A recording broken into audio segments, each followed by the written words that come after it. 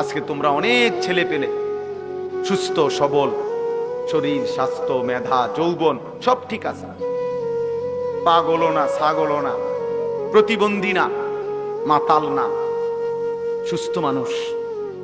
অথচ তোমাদের শত শত ছেলে পেলে দেমাগে আল্লাহ তাআলার কোনো কথাই ধরে না। হালাল হারাম জায়েজ না জায়েজ, করণীয় বর্জনীয় কোনো অনুভূতিই নাই। আহা, এক জন্তু জানোয়ারের মতো জীবন, যে জানোয়ারের জীবনের মধ্যে কোনটা বৈধ কোনটা অবৈধ, হালাল কোনটা হারাম কোনটা, মাকেও দেখে, রাস্তার নারীকেও দেখে, বনের দিকেও তাকায়, মোবাইলের উলঙ্গ ছবির দিকেও তাকায়।